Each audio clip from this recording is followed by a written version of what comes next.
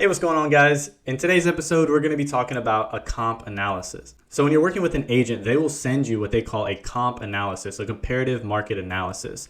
This is just to tell you, based on the houses in your area that have sold recently, this is roughly what your house is going to be worth.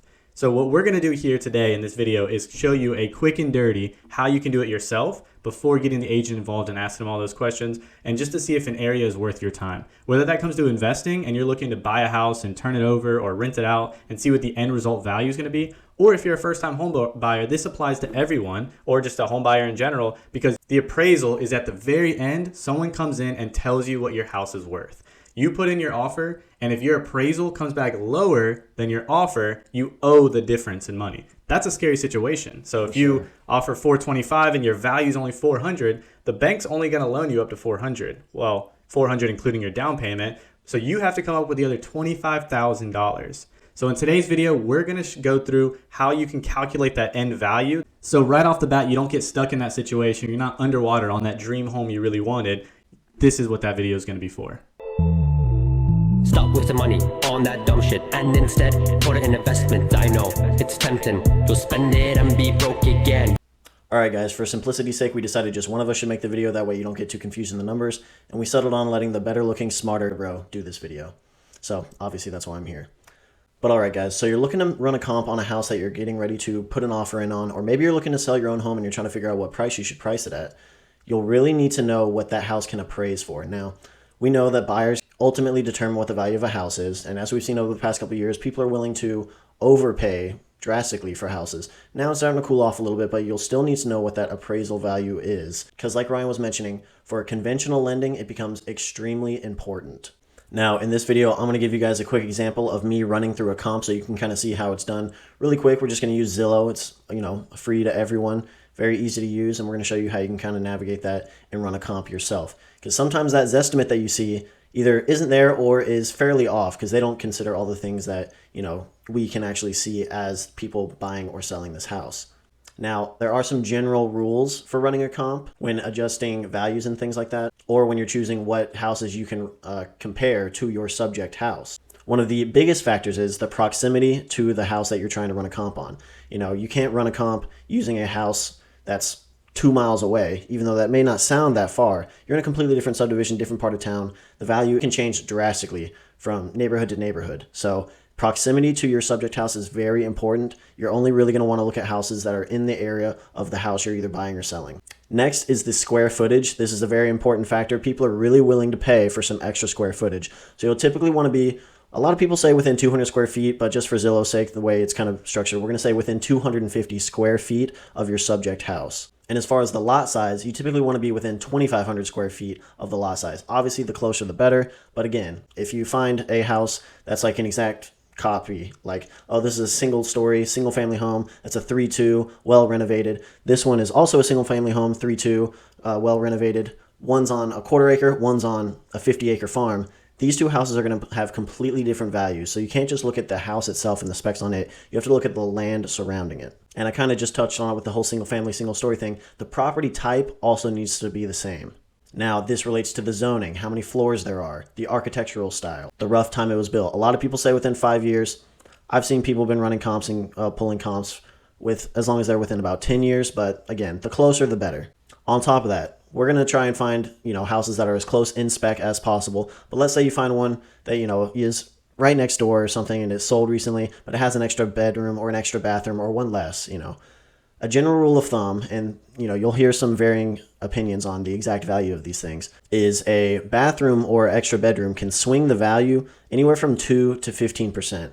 I know that's very drastic, but right now, at least in some of the hotter markets, you're looking at probably at least a 5% swing, or as a general rule, if you don't want to go by percentages, about 10 to 20,000 per bedroom bathroom swing. In my area, for example, I've been hearing people, agents that I respect and some appraisers talk that, an extra bedroom or bathroom is, if it's well done and, spacious, can swing the value like 35,000, and that's just here in South Florida. So the value can drastically swing with these kind of things. You'll kind of have to know your area and what kind of market you're in. A lot of people say, general rule of thumb, 10 to 20, hotter markets, anywhere from 30 to 50. So, and the more luxurious the house becomes, the greater the swing. If you're looking at multi-million-dollar homes, an extra bedroom or bathroom will swing it an even more drastic value. So anything, we'll say roughly under 500,000, you can kind of follow these general rules. On top of that, a garage is going to add about $10,000 in value, a carport about 5,000, and a pool about 10,000. Now, let's say you're looking at these luxurious homes again, multi-million dollar homes, or anything really above 500,000 is pretty nice. They will oftentimes require either a carport or garage, because if you're buying a nice house, chances are that person has a nice car as well, and they're not going to want to park it on the street or anything like that. So, the more luxurious you get, the more, values are swung by this factor, and the more that it's just going to be expected of that house. Another important factor is time. We're going to try and stay within 90 days. So any house that's sold within the last 90 days, we can pull as a comp. You could go back as far as 6 months, but we'll typically try and avoid that, especially in the market we're in right now, where it swings so drastically, it seems. You're definitely going to want to try and keep within that 90-day period. Another important factor is location relative to other major things. Like, are you next to a major highway where you're on a busy street or something like that? All these things will decrease the value. A lot of people say, general rule of thumb, if you're next to a busy street or something, if it's behind you, someone, you'll swing your value about 10K. If it's in front of you, like your driveway connects to a very busy road, you'll have to probably drop that value maybe 15 to 20K. And obviously, again, for luxurious homes, that value becomes even more drastic. Another thing to note is if you have an extra dwelling unit, like an efficiency or something like that, the square footage of that is typically not considered at the same value as the main dwelling unit on the property. So let's say you have a 1-1 efficiency in the back, or a little second dwelling unit. That little structure is not going to be valued the same as if it was actually attached to the main house. For some appraisers, you'll ask them, they don't really consider it at all. Some give it like 50%, but you'll kind of just have to ask your agent where you are and what they kind of had experience with their appraisers. But now that we have all that kind of situated, the general rules of how you can kind of adjust values if you're not able to find an exact comp in that exact area, let's get into an example. So the first step being, of course, finding a home you're interested in and determining the specs on that house. So let's go into Zillow real quick. All right, guys, so we're going to look in this area in South Florida. This is an area I've looked at. It's not my primary focus right now, but as you guys know, me and Ryan are always looking for houses and deals. This is Pompano Beach. It's in the Fort Lauderdale, Miami area, Boca Raton, if you're familiar with that at all. But this is where we're going to do our comp example, because Florida is still a very hot market. I can attest to that firsthand. It is difficult to find a home, but we're going to run a comp for a house I recently toured that just went under contract. We'll be able to kind of determine if their asking price was, even relative to what it should be or something like that. So as you can see, guys, off the bat, these are things that are still listed. This little area is a drastic change from this area, clearly, where these are multi-million dollar homes. These are more in the $300,000 to $500,000 range. So like I was saying earlier, the proximity is very important. You go from here to here, the swing is drastic. Or even right here, you don't want to cross major roads either, or, very distinct waterways here. Because the difference between, let's say, this one's a 5.3 big house, almost $1 million. This one's for example, this one's a 3.2, less square footage, and it's for 1.85 million. So these guys are within a mile of each other right here, probably within a quarter mile, but you're crossing a major road right here, and you're right on a waterway. So proximity to other things is very important. You can't consider this one also a $1.85 million home. But the house that I recently looked at and have some personal experience with is right in here, I believe. Let's see if it'll pop up. Yeah, this guy. It's a 3.2, almost 1,500 square feet. It's under contract right now. The Zestimate says it's worth $385,000 roughly. We're going to see if that's remotely accurate at all. So we know our specs here: 3.2, 1,489, about a 7,000 square foot lot. So I'm just going to switch pages to what's recently been sold. Here we have all the recently sold houses. So off the bat, we're going to try and get specs as close to what we just were at. So we're going to want to switch to like a 3.2, use exact match, see if that still has anything. Home type, we're only looking at houses because, if a multifamily or condo has those same specs, that's not the same property type and will have a completely different value. Again, we're looking at no HOAs because it didn't have an HOA. Hide 55 plus communities, those are retirement communities. And again, we're going to look for the last 90 days. And we can see that there are some, that have sold recently, so we can stick within those 90 days. If there's nothing here, then we might have to open up to 6 months. Get some more stuff, but we're still good at 90 days, so we're going to keep it at that. We know the square footage was between 1,250, and we're going to keep it somewhat wide at 750. Now, obviously, that immediately decreases it drastically, so, we're going to have to kind of account for that, maybe push these margins a little bit, but The lot size we know was above 5,000 square feet and less than a quarter acre. So off the bat, let's see. So the house we're running a comp is right here. This guy is a 3.2 as well, just over that square footage. It sold very recently, a month ago, for $359. So off the bat, that Zestimate at $385 is a little off. We can't see the inside of this house, which is definitely a bummer. We'd like to see kind of the state inside the house. Right now we can't, but we'll definitely mark this one down. So this is a house that you could definitely consider. This guy, 3.2, the square footage is a good bit less, we're still within 250 though, so, but it's a 2-story house, so automatically I can't keep this as a comp. This one I would have to dismiss. So things like that lets me know that I might need to open up my margins here a little bit. Let's try and see if we can get some more with exact 3.2 match, and we'll try and adjust our square footage a bit here. Maybe drop this down. Okay, so that brought some more stuff up. In fact, some right near where we are. Ooh, goodness. 122,000. Well, that is, I don't know what happened there. It must be terrible inside. I'm going to assume that. We're going to discard that one. You can throw out some of these outliers. This one, good bit less square footage for sure. But again, for 250, that's a pretty massive swing. Let's see what this guy looks like. Okay, a little bit closer, and this does look like renovated, so you can get an idea of ARV value. This guy sold for $380, which would make you think that if you did all the bells and whistles on our subject house, that you could get that $385 price point. So, yeah. Similar comps, and I have no reason to really think that this guy has a pool. So that, of course, like we said, adds about $10,000 in value. Larger square footage, so, this guy makes you believe that it is worth more. Let's see what this guy... That was the one we looked at. This one has a slightly different exterior style, but it's still a single-family, 1-story home for $330, and it's not updated. Ooh, got some interesting... is that lights? Okay. Definitely some interesting qualities to it. It has what looks like to be a secondary storage unit in the back.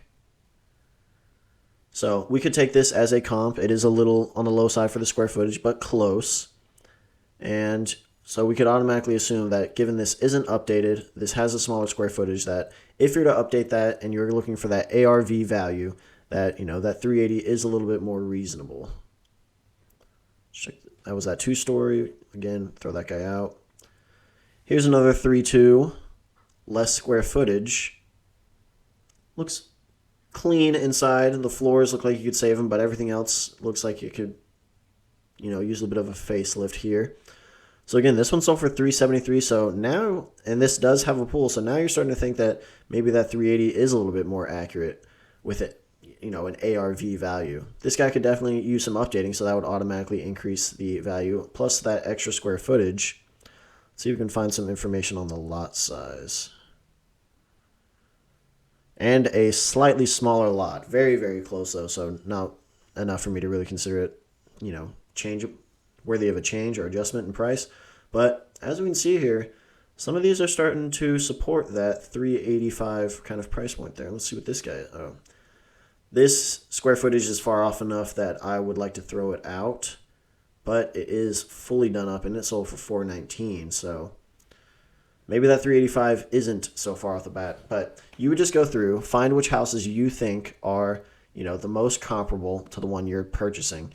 You'll look at it, whichever one's closest, you would weigh a little bit more when you average it all out, and you'll come up to a comp number. So ARV, I would say that 385 is probably accurate.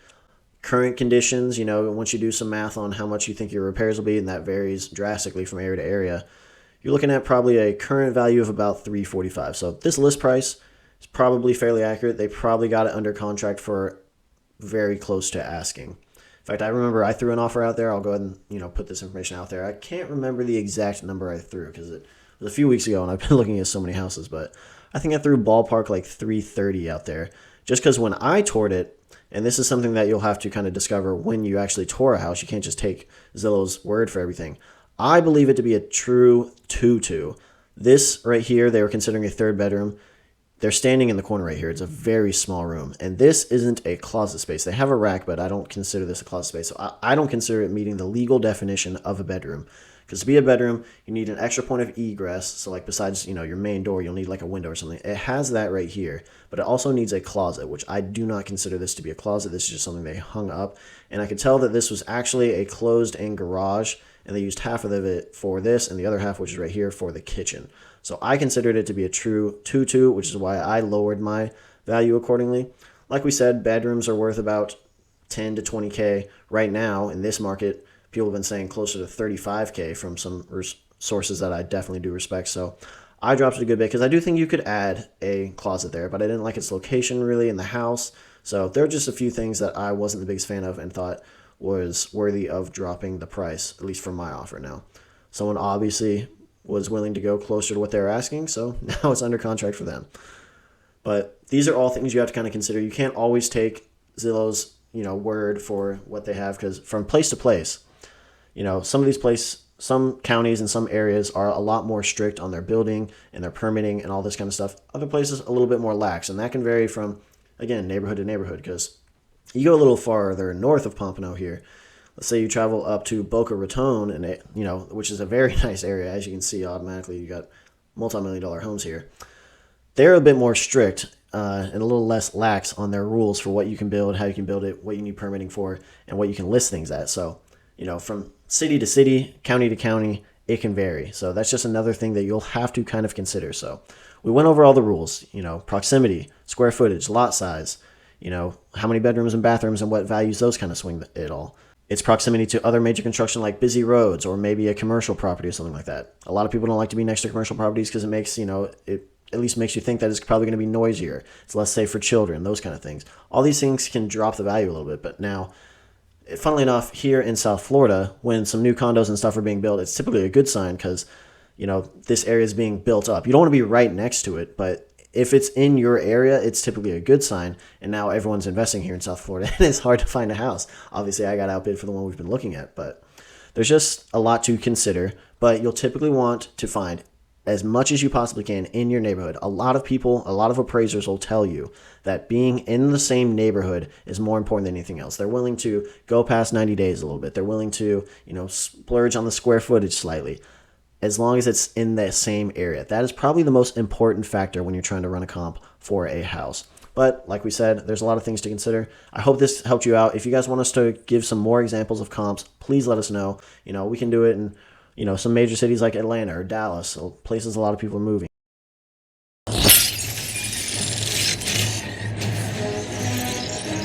Thanks, Alfred, but I'll take it from here. Do I know you? All right, guys, I'm back at the end. Don't worry. I know you guys had to deal with Taylor for a while, but here I am to close us out. And all jokes aside, thanks for watching. We love you guys' comments. We love you guys watching our video. We've been getting a ton more activity, so we really appreciate it. And I hope this really helped. This is, again, beneficial to anyone buying a home for the first time, buying their second, third home, investing in real estate and buying a home. It helps everyone. So please share this with a friend. Let us know in the comments if this helped, or if you're going to end up using this and you're buying a home currently. Please let us know what you think, and stay tuned for next week's video. Stop wasting money on that dumb shit and instead put it in investment. I know it's tempting. You'll spend it and be broke again. Oh, goodness gracious. We'll see if I like any of that. Great googly moogly.